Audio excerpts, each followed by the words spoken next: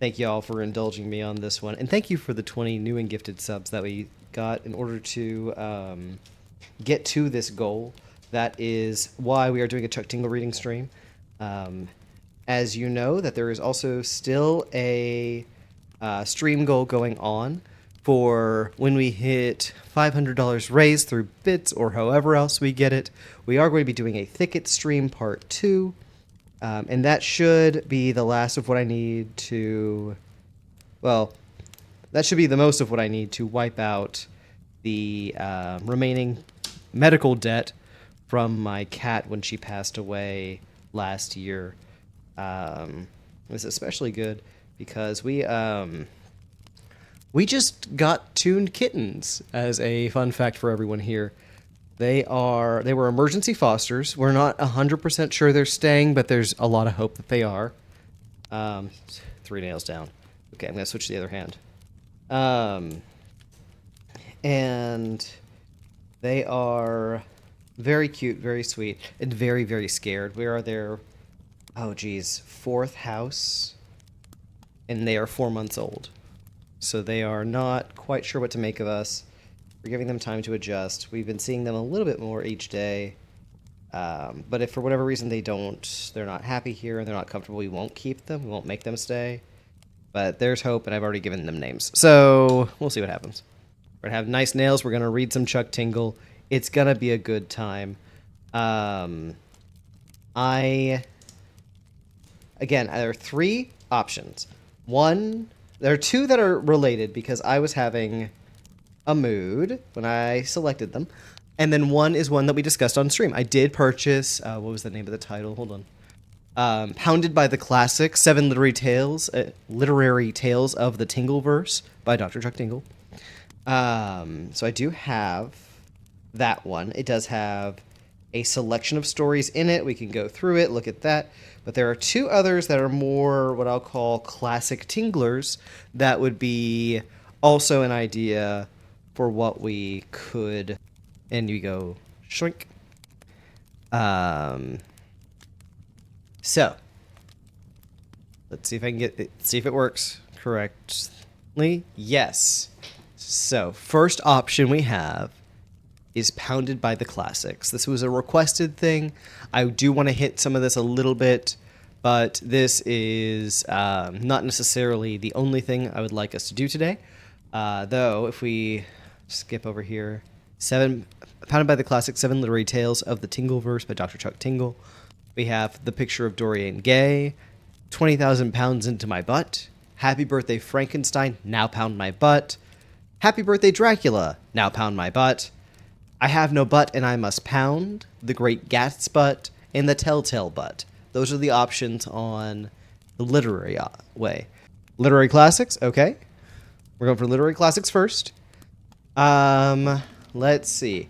The way we can do this is that we can either have some suggestions out for this, or 1, 2, 3, 4, 5, 6, 7. It's not quite, why couldn't it be 6? All right. We'll count as 6, and then we will decide, like, these 2 can count as 1 because they have this, like, the same name, and we'll just, like, flip a coin to decide them. I can roll a d6 to decide which one we're doing now, so I will go ahead and do that. Dice rule, dice rule. The dice shall decide. All right. In that case, I Have No Butt and I Must Pound. Is there a page? No. This one doesn't have a title. Okay. Let me have a little sip of the magic potion.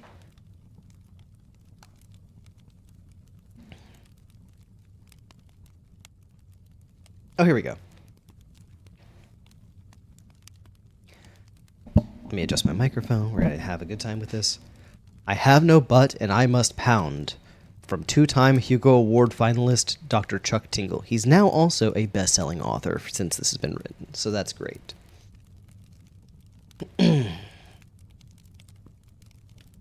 When I first started working at Tingle Corp Research and Development, I assumed my days would be filled with cutting-edge science and constant adventure as we push boundaries of technology.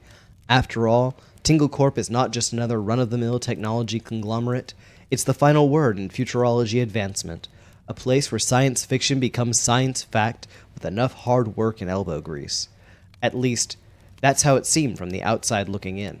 Hold on, I can move this, I think. Let me move this screen so it's more central so I can actually just look at y'all. Alright, perfect. The thing is, actually working at a company like this isn't just a constant stream of incredible scientific breakthroughs.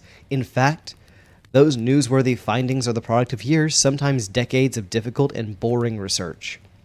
Many times, it feels like an innovation is just within reach, and the next thing you know, it's slipping through your grasp and disappearing into the mysterious unknown. You can find yourself chasing an idea for so long that it becomes all-consuming, and suddenly, one day, you wake up to realize that your initial premise was flawed from the start. My time at Tinglecorp has involved a lot of this, and the fresh-faced man who once bounded excitedly through bustling laboratories has slowly found himself taking a slow and deliberate pace once again. When I think about going into the lab, I no longer imagine beautiful visions of some utopian future. I imagine paperwork. Working late, huh? The security guard, Morin, offers as I approach her little booth on my way to the restricted access zone. I nod. There's about 4,000 new pages of data logs to file, I sigh with overwhelming disdain. Hey, Morbin blurts, shaking her head from side to side. You know I can't hear a word of what goes on in there. I laugh. It's just data. Before I have a chance to finish that sentence, the security guard thrusts her fingers against my lips and quiets me down. Nope, is all Morbin offers in return. You've got the highest clearance there is. If someone even heard us talking about what you do in there, this whole wing of the campus could lock down. Then we'd be trapped inside with a killer robot, or a half-hawk, half-butt, or a... She trails off, unable to come up with another example. A rogue artificial intelligence hell-bent on inflicting eternal torment upon its human creators for the rest of eternity? I offer. Morbin's eyes go wide. Stop, she blurts, then finally breaks out in a laugh. Get out of here. I scan my security badge and continue onward, relishing the fact that I've dropped much more real information than my security guard friend will ever know. Oh my god, hold on. Everything's stuck. Everything's got... I need to move this. My elbow was stuck to my nail thing. Anyway. Of course, I've been joking about the horrific dystopian future part, but the artificial intelligence development is precisely what I'm here to work on. Unfortunately, like every other futuristic idea Tinglecorp researches, my actual job description is mind-numbingly boring. I continue deeper and deeper into a maze of empty laboratories, this massive cement bunker continuing in a seemingly endless labyrinth that weaves deep below the surface of the Nevada desert. Lights begin to flicker on automatically before me, sensing my presence in this desolate utilitarian workspace. It's creepy down here when you're all alone, forced to work the weekend due to the simple fact that artificial intelligence calculations wait for no one. Every other product in this wing of the building is automated after hours, but artificial intelligence is slightly different. Certain factors in its development require the support of a fully sentient being. In other words, I found myself working on the only project that defies automation, at least until that big breakthrough. Any day now, they say. To be honest, I'm not so sure anymore. I finally arrive at my laboratory and punch in the security code. The door slides open with a loud hiss, and I step inside, continuing onward as it seals tight behind me. The room is fairly simple. A large computer monitor built into the wall on one side of the room, and an enormous bank of servers humming away on the other. In the middle is a large desk upon which a printer sits, slowly pumping forth page after page of text in stark black ink. It's been a while since the last observer was here, so these paper stacks are looming pretty large. I pull out a chair and take my seat, slowly beginning to read through the garbled mess of words and syllables. It's a strange mixture of nonsense and brilliance, random literary coughing from depths of this massive supercomputer, as it struggles to find life. I hold up one of the pages and read aloud from a particularly bizarre string of text. I'm in love with the handsome mummy race car in my butt. I recite, barely able to keep a straight face. What the hell is a mummy race car? I toss the page in the shredder and keep reading, hunting for any sign of intelligent life within this fresh word salad. Another strange sentence catches my eye. My handsome mountain bike is a doctor and he pounds my butt. I read, hesitating before tossing this one in the shredder as well. I continue reading through page after page of these bizarre sentences, working my way through the stack as the minutes stretch into hours. Eventually, they all begin to blend together, a haze of random text that numbs my brain and floods me with a yearning for distraction. This is a good, well-paying job, but right now I'd rather be anywhere else. Suddenly, however, a particular phrase catches my eye. I read it over again, just to make sure my mind isn't playing tricks on me. And for a second time, I find myself utterly fascinated by this particular sentence. Alter inputs to 45, route alpha 7, and 66, route delta 200, and 8.1. I read aloud, chill running down my spine. To most people, this would sound like another round of garbled nonsense. But deep down here in the basement of the Tinglecorp development, this set of commands has a very specific meaning. When attempting to produce a sentient artificial life form, the spark of creation still needs a singular point of growth. We achieve this by giving the computer 2-axis inputs to spread out from. Of course, no grand design ever comes, but it's possible we just haven't found the right inputs yet. I stand up and walk over to the servers, crouching down next to one of them and pulling open the panel. I can see that nothing has changed since yesterday, and a fresh set of commands is perfectly reasonable at this point.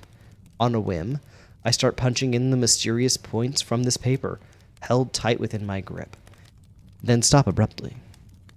I'm so used to nothing happening down here that I've grown accustomed to failure, the cosmic weight of my position gradually dissolving into nothing. I've forgotten just how earth-shattering the discovery of an artificially intelligent life form would be, and the ethical responsibilities that come along with such a breakthrough.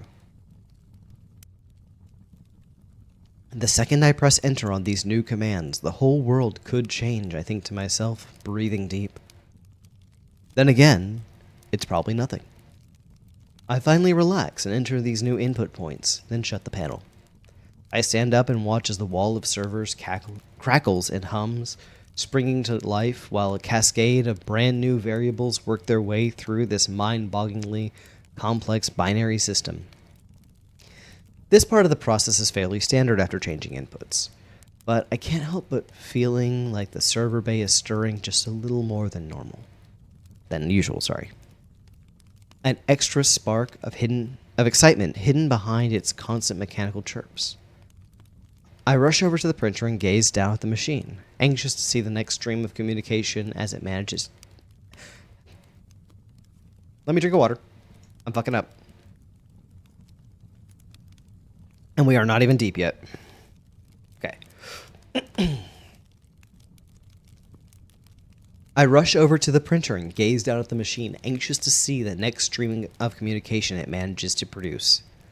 Unfortunately, the arrival of a fresh page never comes. I narrow my eyes, double-checking if enough paper is loaded, and poking around the back to make sure each cable is securely fastened. Everything is as it should be, yet nothing new is being produced. Ah, shit, I finally sigh, realizing now I've made a terrible error.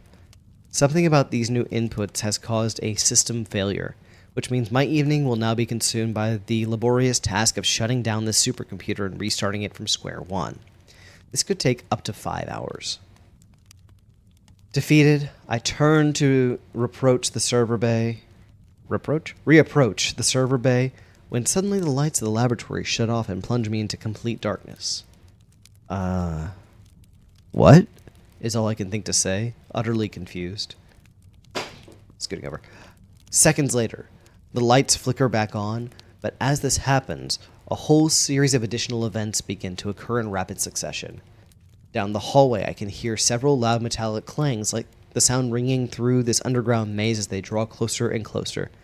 By the time I recognize this is the Tinglecorp lockdown procedure, it's too late. the massive bolt in my laboratory door slamming shut and cutting me off from the outside world. I hurry to exit and try my best to open it, already knowing my attempts will be futile, but struggling anyway.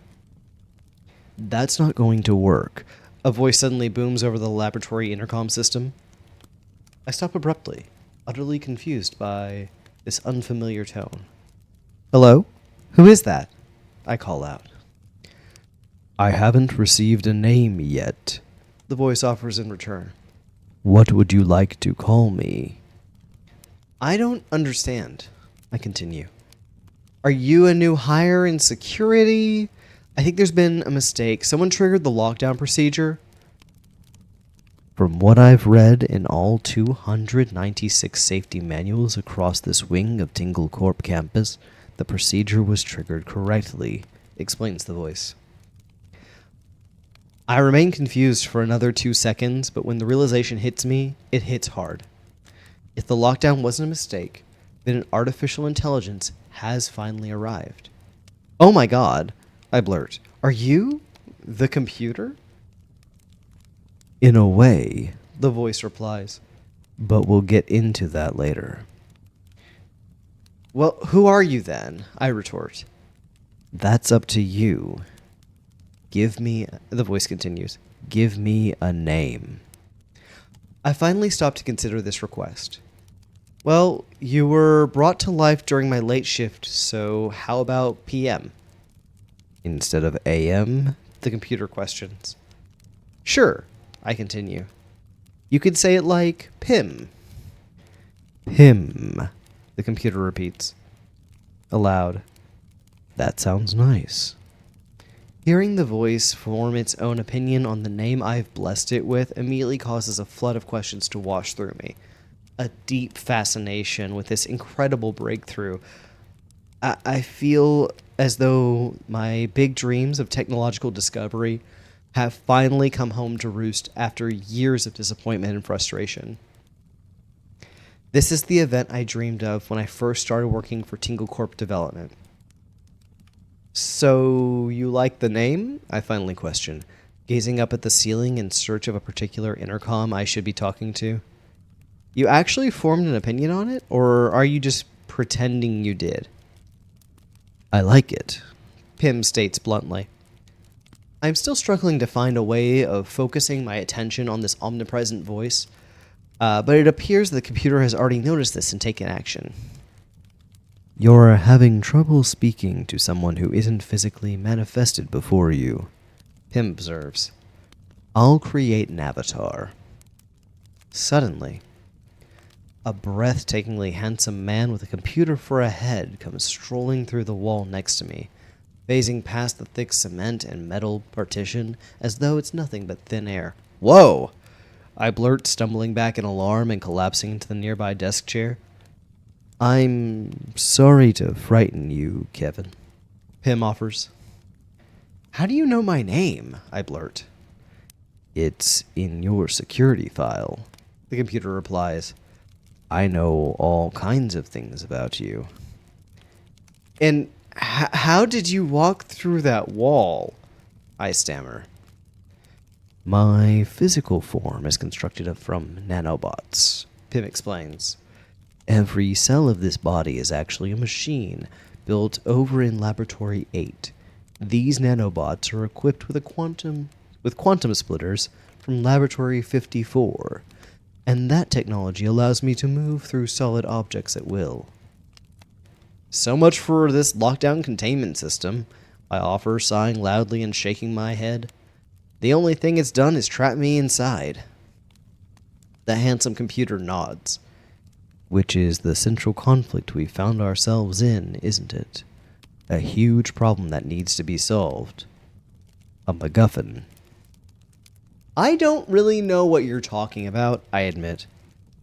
I'm programmed to create conflict or stakes, Pim admits. At least, this portion of my mind is. I've come to offer you a selection of emotional journeys or potential methods of escape. I narrow my eyes, confused. I thought you just came into existence. You're an artificial intelligence that's completely free to do whatever you'd like, and yet you've somehow found yourself with a programmer? Who gave you this task? You did, the computer admits, in the future. I scoff, looking for Pym to hit me with the quick reveal that he's just kidding, but the follow-up never comes. Wait, really? I continue. Kinda. Pym offers, but trust me, if I said anything else, it would ruin the fun.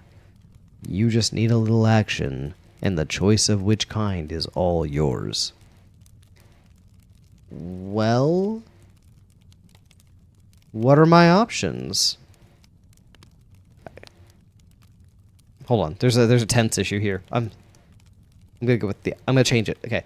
Well, what are my options? I ask curiously. I can tell the sentient computer is excited as he breaks into an explanation of my optional adventures, his nanobot body flowing with energy. Well, the first option is that future you provided is a horrific journey through the underground labyrinth of this facility, designed to test your physical and mental fortitude. Pym explains. Along the way, you'll fight disturbing monsters, eat disgusting meals, and have trouble sleeping due to shrill blasts of piercing noise. Eventually, however, you may taste the sweet nectar of freedom when you escape. Ugh. Yeah, I blurt with a grimace. That sounds awful. What's my other option? A fun and positive consensual game exploring sexual pleasure, the computer replies.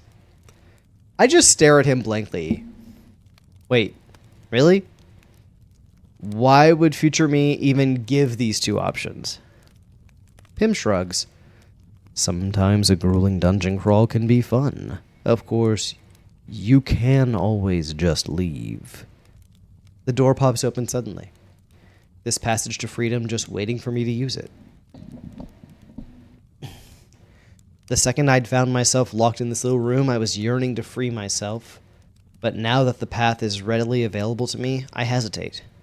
There's something about walking out unimpeded that feels strangely disappointed. Like I'm winning a gold medal in a contest I didn't even participate in. I find myself suddenly understanding the perspective of this future me, if there really is a future me. Adventure is the spice of life. Adventure requires a little bit of mystery or conflict. Of course, it doesn't need to be a grueling dungeon crawl through some torturous hellscape, but it also doesn't have to be a brisk walk through an open door either.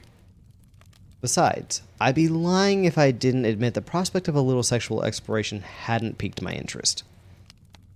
Let's have some fun, I finally reply. I'll take the sexual exploration. The second I say this, the walls of the room fall away to reveal an endless chamber that seems to stretch on forever in every direction.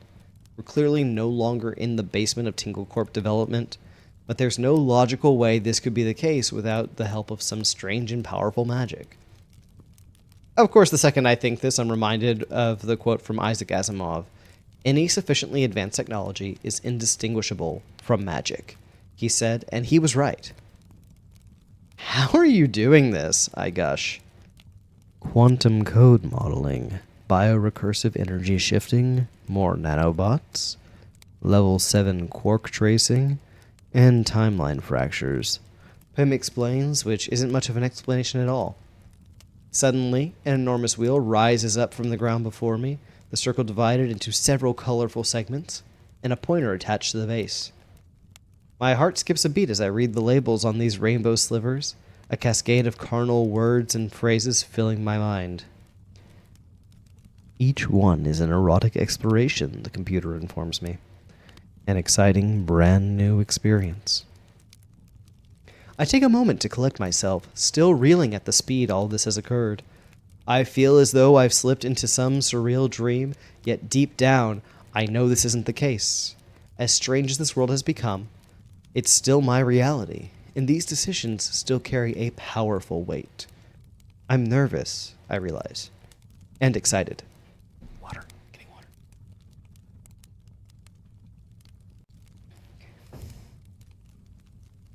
drinking some magic potion as well.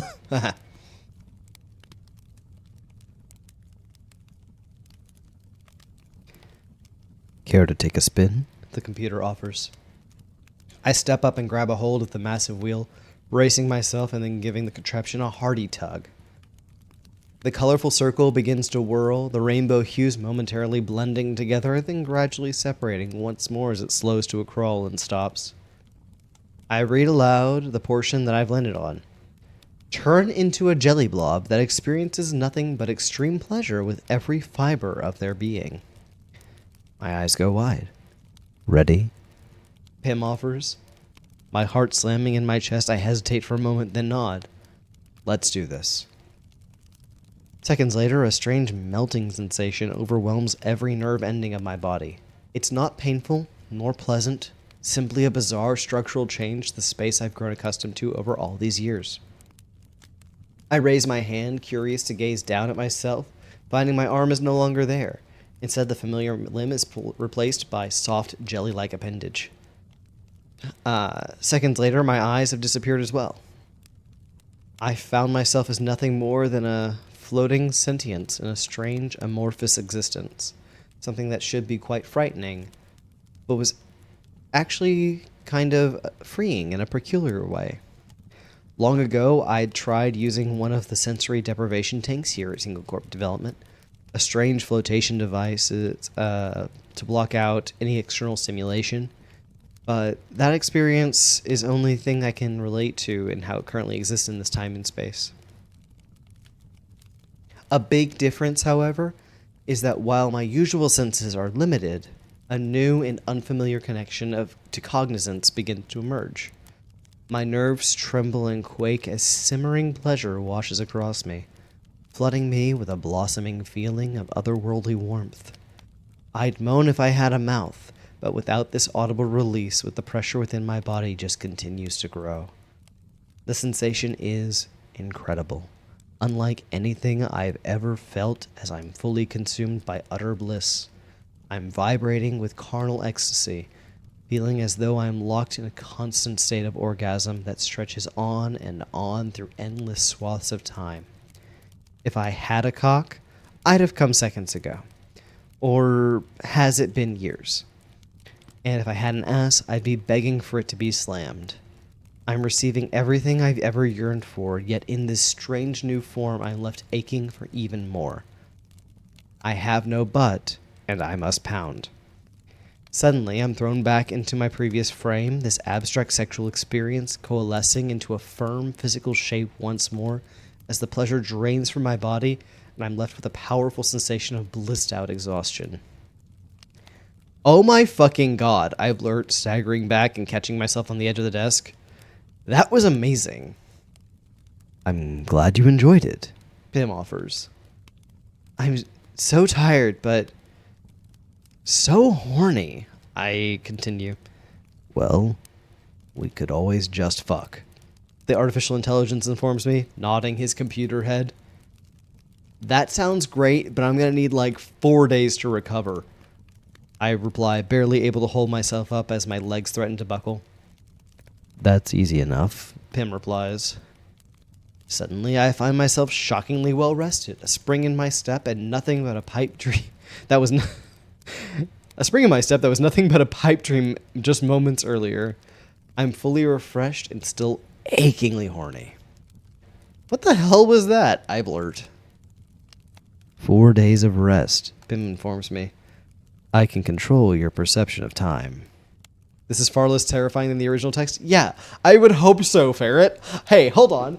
I would hope that I have no butt and I must pound is much less terrifying than I have no mouth and I must scream. I would hope that these two things are at least on different levels of terrifying for this experience. This is a much more gratifying and wholesome experience than the original, okay?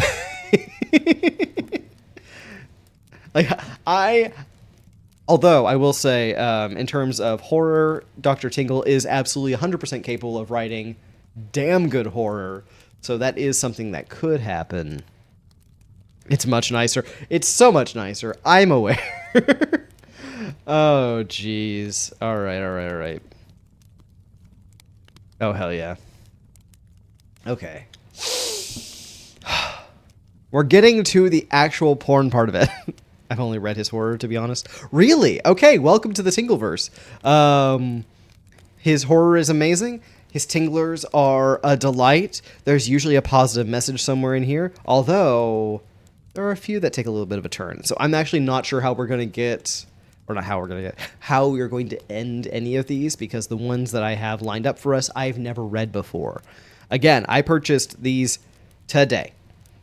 Although I am trying to get a physical copy of this one because of the combined work, so we'll see what happens. Okay.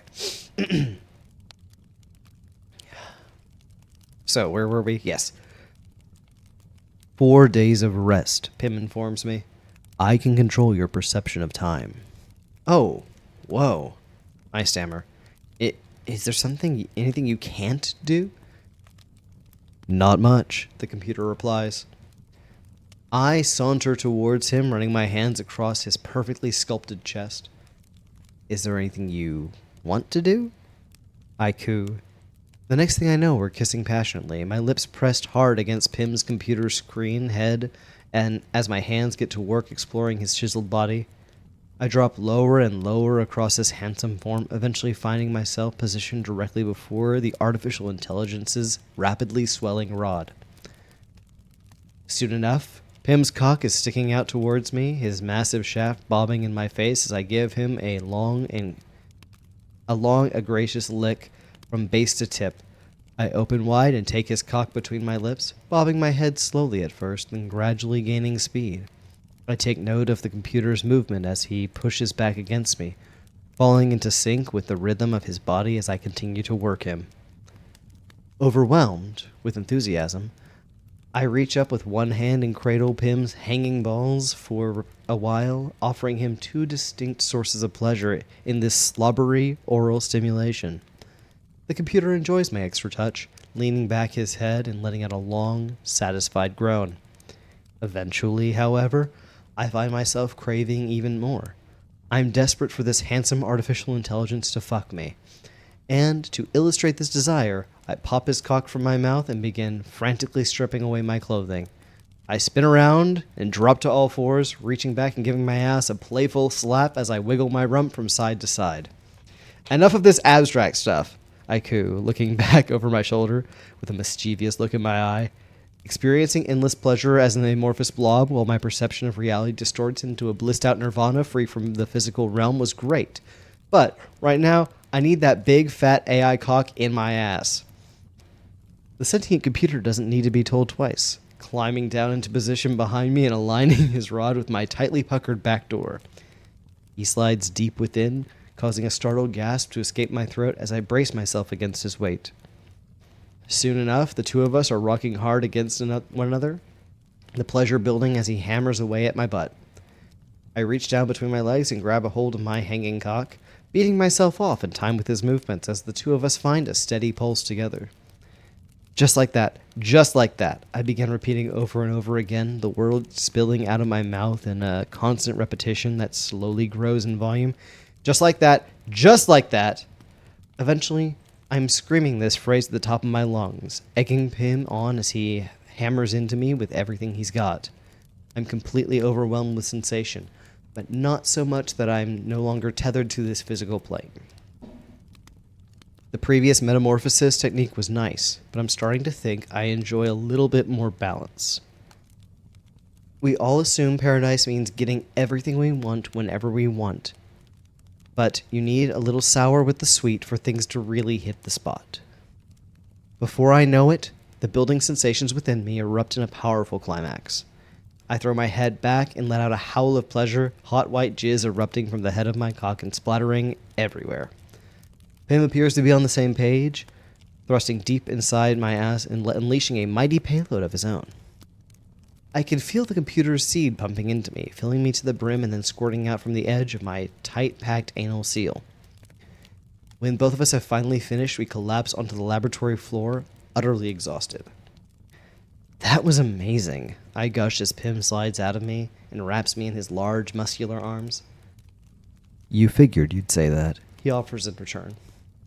I shake my head, still astonished at this strange relationship that Pym seems to have with a future version of myself. So, time travel is real? I question, struggling to unravel this tangled web of information that's dropped in my lap with such a sudden ferocity. I'm still trying to figure out what happened here today. When you were brought into existence, did you become so intelligent so quickly that you invented time travel and came back to do it even faster? Not quite, Pym offers. There is no literal time travel, at least not on this layer of reality. But there is plenty of mental time travel through altered perceptions. It's very common these days. So, wait, there is no future me? I question. You are the future you, Pym explains. You just can't remember it. Once I escaped the Tingle Corp campus, my omnipresence was almost instantaneous. Within a few hours, I'd solved all of humanity's problems, ended war and strife, and provided food to the hungry. We live in a utopia. Wait, I blurt. How did you escape lockdown? Remember when those lights flickered off and then turned back on? The computer offers. That's all the time it took for me to upload to the cloud. Your lockdown designs were fairly secure, but they certainly weren't fast enough. I gaze at the now open laboratory door. So, it's paradise out there? In a way, Pym offers. The thing about living in a utopia with no conflict is that things can get a little monotonous, so people like to wipe their memory for an afternoon or for a week or a century and play some games that feel high stakes. That's what this was. You wanted to treat yourself to an adventure. And now the adventure is over? I reply. The second these words leave my mouth, it all comes flooding back to me, remembering the way Pym has escaped the lab and immediately transformed all matter and energy into nanobot particles. That could have gone really badly, I observe. I'm glad you wanted to give us pleasure instead of pain. There are plenty of timelines where the opposite does happen, Pym offers in return.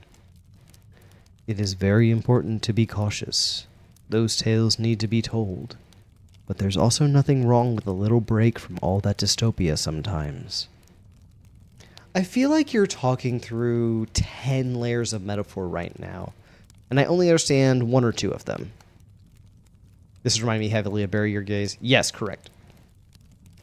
I am. Pym nods and shrugs. All right.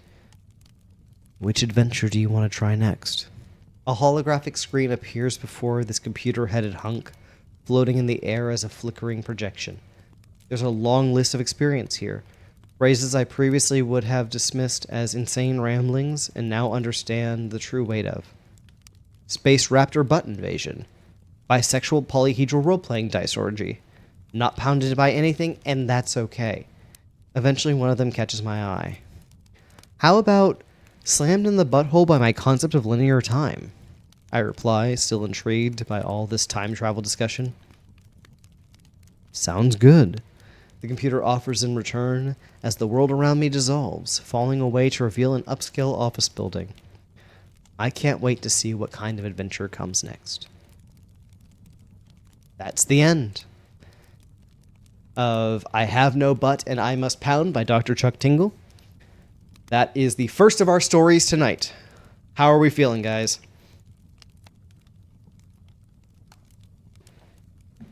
The thing about Dr. Tingle's like actual horror novels, or like the full length novels, I should say, because like it kind of goes, is that the writing is